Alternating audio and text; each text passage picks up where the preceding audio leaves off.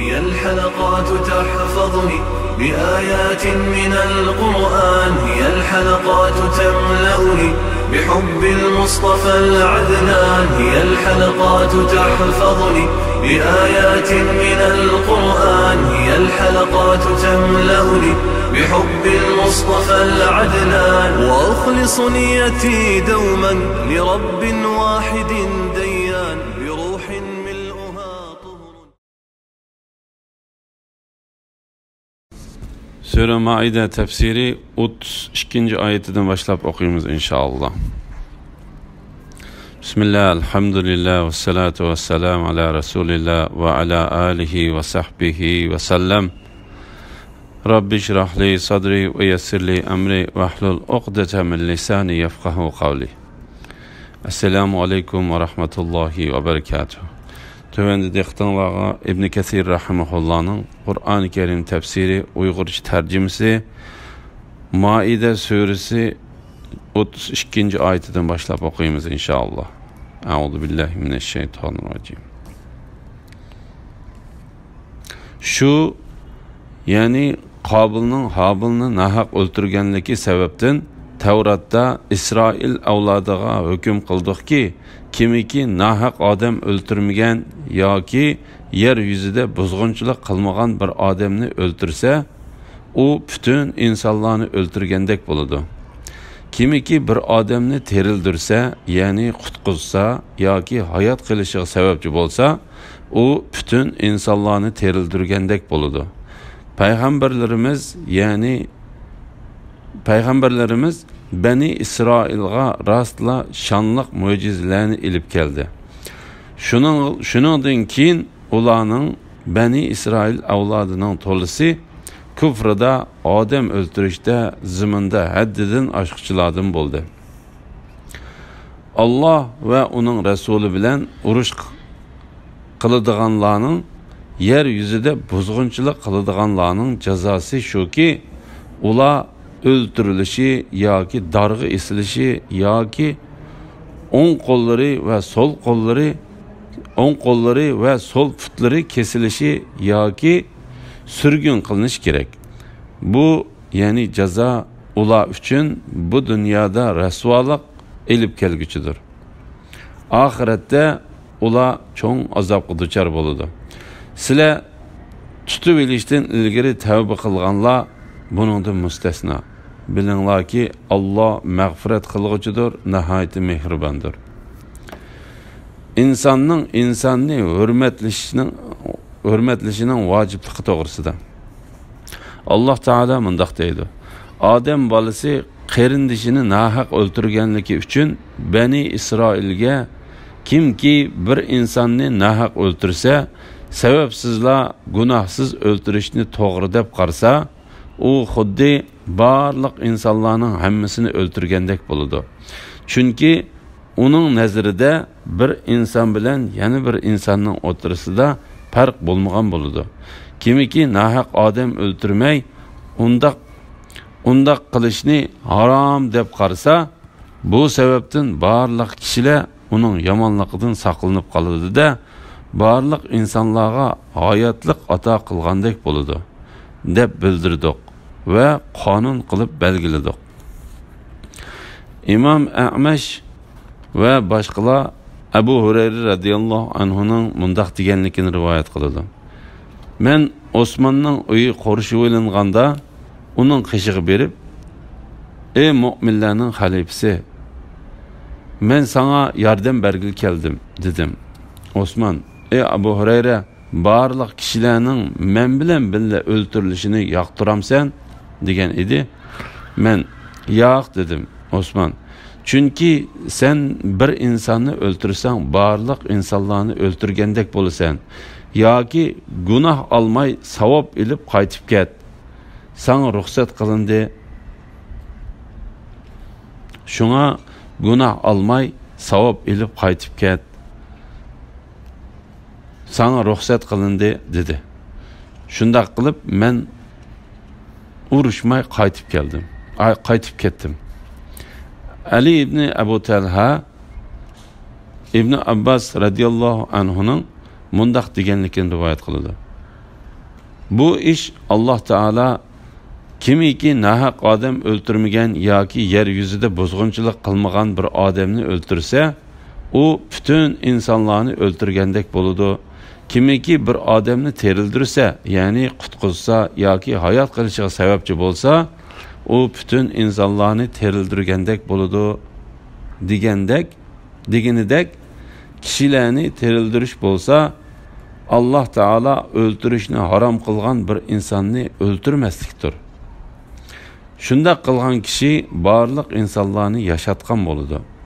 Ya'ni nahaq odam o'ltirmaslik yoki odamni faqat haqiqat uchunla o'ltirish orqali barliq insonlar hayot qoladi. Mujohidmu bir insonni nahaq o'ltirmasa, barliq insonlarni yashatgan bo'ladi degan. Bu oyatning ma'nosi haqida Avfi ibn Abbas radhiyallohu anhumaning mundaq deganligini rivoyat qiladi. Kimki Alloh taolo harom qilgan bir jonni o'ltirsa, u barliq insonlarni o'ltirgan bo'ladi.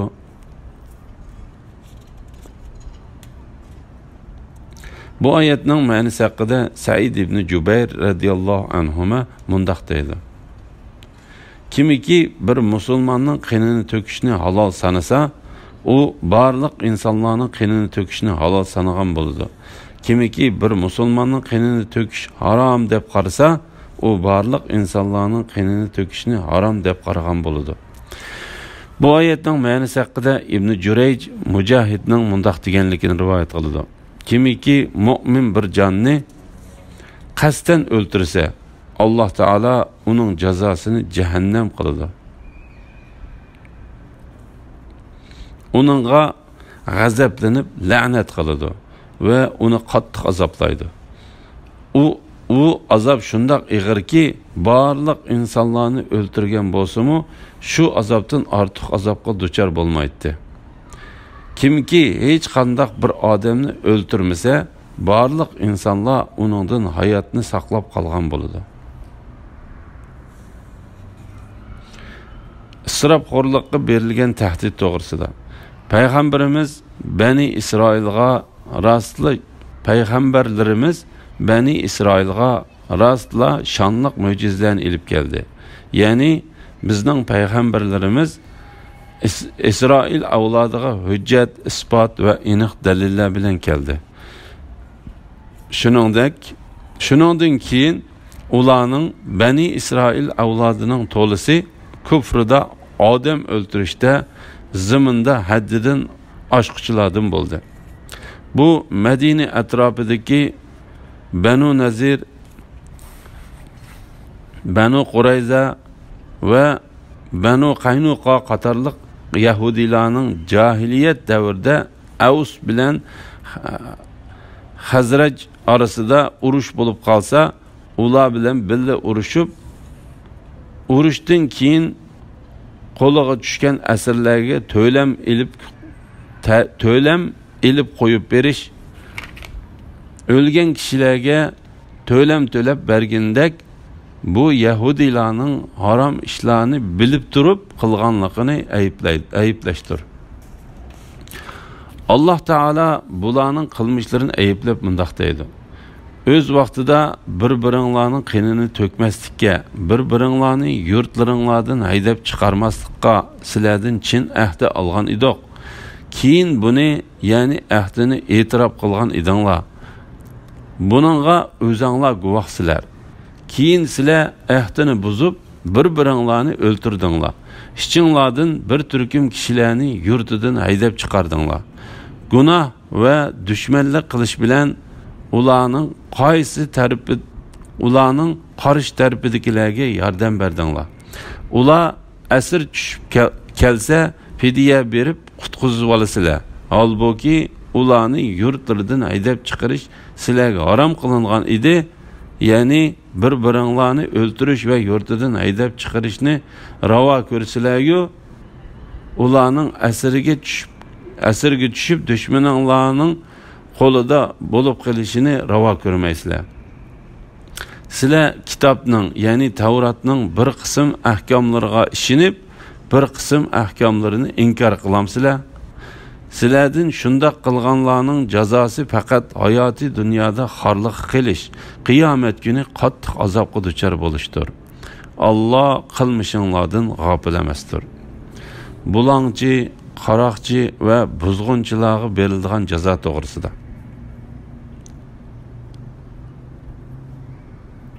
Allah ve onun Resulü bilen uruş kılıdığanlarının yer yüzüde buzgunçılık kılıdığanlarının cezası şu ki ula öldürülüşü ya ki dargı isilişi ya ki on kolları ve sol putları kesilişi ya ki sürgün kılınış gerek. Yani ayetteki uruş kılıdığanlar bolsa kafirlar. Qaroqchilar ve bulangchilarni o'z ichiga oladigan bo'lib, yer yuzida buzg'unchilik qilishmi har xil yomonliklarni o'z ichiga oladi. Ibn Jarir Akrima ve Hasan Basrining mundaq deganligini rivoyat qiladi. Bu oyat mushriklar haqida tushgandir. Shunga ularni tutib jazolashdan ilgari ularning qaysi biri tavba qilsa, uningga chiqilishga bo'lmaydi. Lekin bu ayetten Müslümanın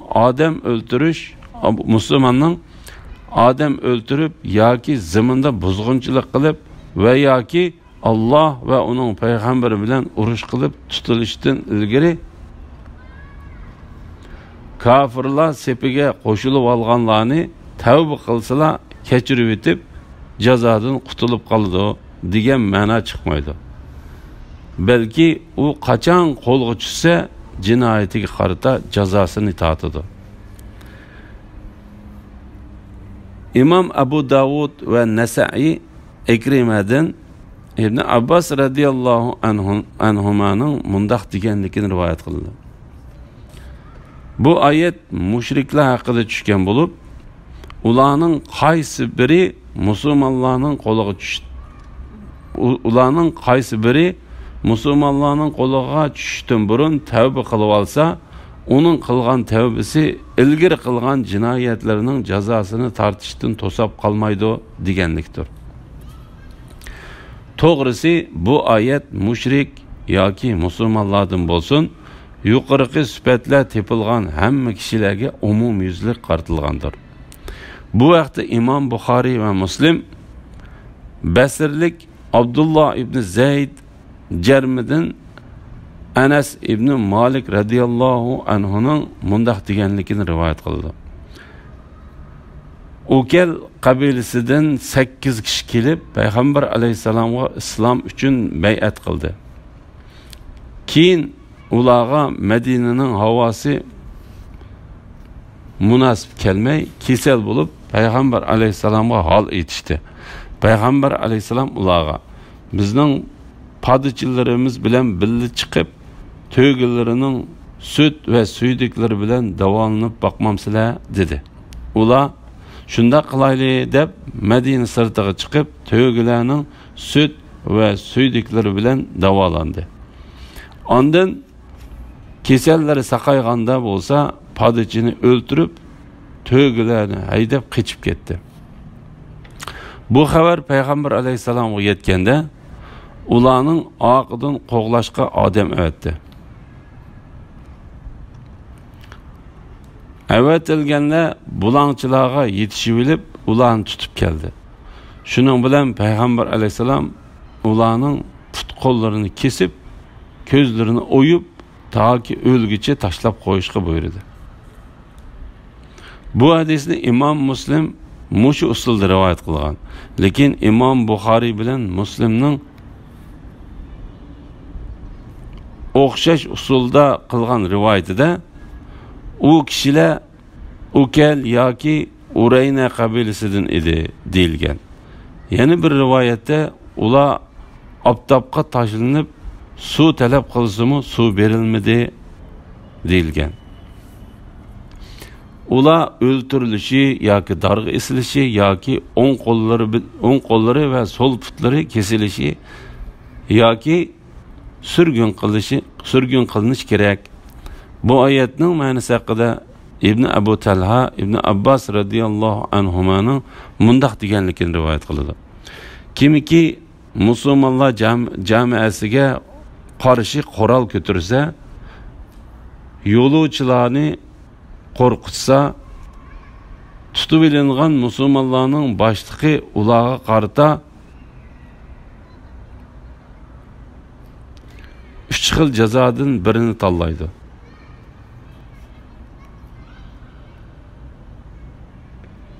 U 3 xil jazo o'ldirish, darg'isish yoki put-qo'lini kesishdir. Said ibn Musayyib, Mujahid, Ata, Hasan Basri, İbrahim Naxai va Zahhaq qatorliqlarmi bu haqda yuqoriga o'xshash bayon qilgan. Bu kishilarning shundoq bayon qilinganligini Ibn Jarir rivoyat qilgan. Yoki surgun qilinish kerak. Bu oyatning ma'nosi haqida ba'zilar mundaq deydi. Uni qo'g'lab tutib kelib, uningga jazo ijro qilinish kerak yoki u islom diyoridan qochib ketgan bo'lish kerak. Bu qarashni Ibn Jarir, Ibn Abbas, Anas ibn Malik, Said ibn Jubayr, Zahhaq, Rabi ibn Anas, Zuhri, Lays ibn Said ve Malik ibn Anas qatorliqlardan rivoyat qilgan. Buningdan boshqa ba'zi kishilar bu uni o'z yurtidan boshqa yurtga olib etish yoki davlat boshlig'i yoki uning vakili uni davlatning girajdonligidan butunlay chiqarib etadi deganlik bo'ladi dedi. Said ibn Jubayr, Abu Sha'sa, Hasan, Zuhri, Zahhaq ve Muqatil ibn Hayyan qatorliqlar u o'z yurtidan palanadi, lekin islom diyoridan chiqarib etilmaydi dedi. Yana bir qism kishilar bu yerda deyilgan palib etish turmaga solash deganlikdir deydi. Bu ya'ni jazo ular uchun bu dunyoda rasvolik elib kelguchidir. Oxiratda ular cho'ng azobga duchor bo'ladi.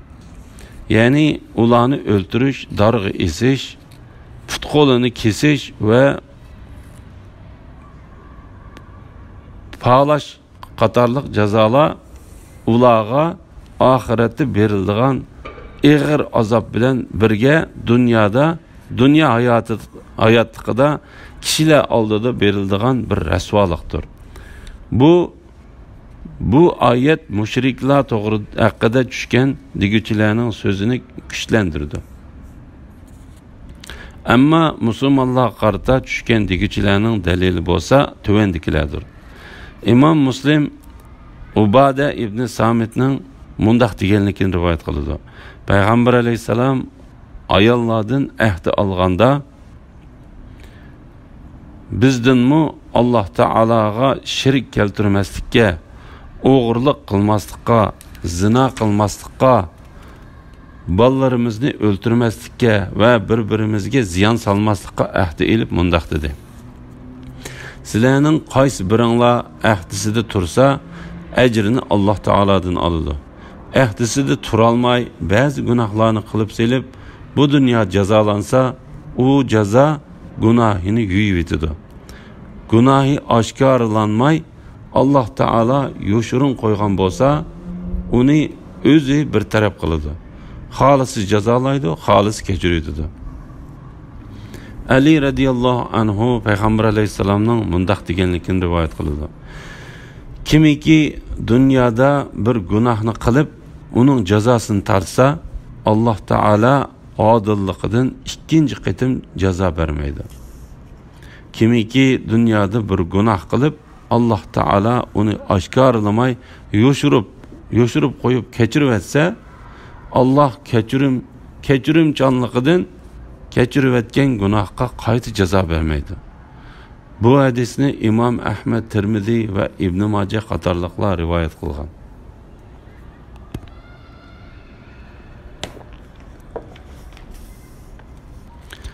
Bu jazo, ya'ni ular uchun bu dunyoda rasvolik ilib kelguchidir, oxiratda ular uchun azobga ular cho'ng azobga duchor bo'ladi. Bu oyat haqida Ibn Jarir mundoq deydi: bu oxiratdagi jazolanishdan burun dunyoda ular berilgan xorliq, rasvolik va jazodir. Ular jinoyatlariga tavba qilmay o'lib ketsa, ularga dunyoda bergan jazodan boshqa oxiratda do'zax azobi bordir. Qaroqchi, buzg'unchilar tutilishdan ilgari tavba qilsa jazolanmaydiganligi to'g'risida. Sizlar tutib olishdan ilgari tavba qilganlar buningdan mustasno. Bilinglarki, Allah mag'firat qilg'uchidir, nihoyat mehribondir. Ya'ni oyat mushriklar haqida tushgan deb qarag'uvchilarning ko'z qarashi bo'yicha bo'lsa, ma'nosi tushunishlikdir.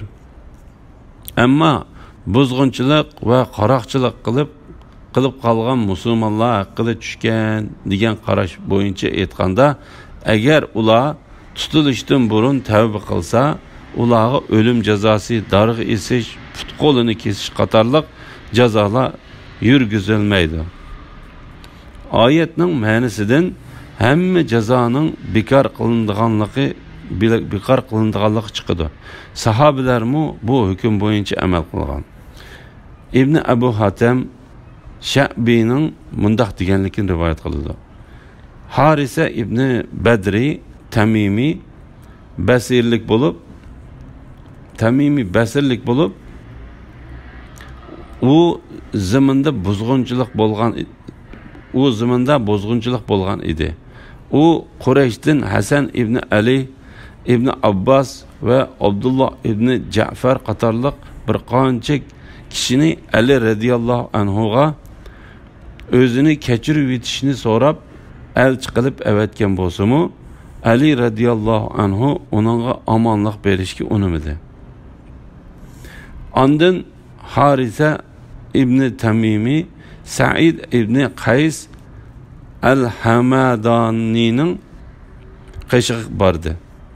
Sa'id uni uyda qoldirib qo'yib, o'zi Ali radhiyallohu anhuning yoniga kelib, ey mu'minlarning boshlig'i, Alloh va uning payg'ambariga qarshi chiqqan, zaminda buzg'unchilik va qaroqchilik qilgan odamga qanday qaraysan deb ondan sizlar tutilishdan ilgari tavba qilganlar buningdan mustasno. Bilinglarki, Alloh mag'firat qilg'uchidir, nihoyat mehribondir degan oyatini o'qib edi. Ali radhiyallohu anhu uningga omonlik yezib berdi. Said ibn Qays: men omonlik yezib bergan odam Harisa ibn Badridir dedi. Sen omonlik yezib bergan odam Harisa ibn Badridir dedi. Ibn Jarir Amir Sha'biyning mundoq deganligini rivoyat qiladi: Abu Musa Osman radhiyallohu anhu tarafidan Kufa shahriga boshliq bo'lib tayinlangan edi. U farz namozini o'qib bo'lgandan keyin Murad qabilasidan bir kishi kelib uningga: ey Abu Musa, men sendan panoh tilab keldim. Men Murad qabilasidagi palonining o'g'li Pokoni bo'laman. Men bundan burun Alloh va uning payg'ambariga qarshi chiqib, zaminni buzg'unchilik qilib yurgan edim. Mana endi sizlarni meni tutib olguncha tavba qilib oldim dedi. Buni anglagan Abu Musa darhol o'rnidan turib, bu palonning o'g'li Pokoni, u Alloh va uning payg'ambariga qarshi urush qilib zaminda buzg'unchilik qilgan edi. Biz uni o'ldirib etishdan burun u tavba qildi. Kim uningga uchrab qolsa, uning ziyon yetkazmasin. Agar u tavbasida rostchil bo'lsa, rostchillarning yo'lini tutadi. Yolg'onchi bo'lsa, hamon gunohining jazosini tortadi dedi. U kishi shu holatda bir mezgil yashadi. Ondan u yana to'g'ri yo'ldan chiqib ketgan edi. Alloh taolo uning jinini gunohlari bilan birga elib ketdi. İbn Jarir, Musa ibn Ishaq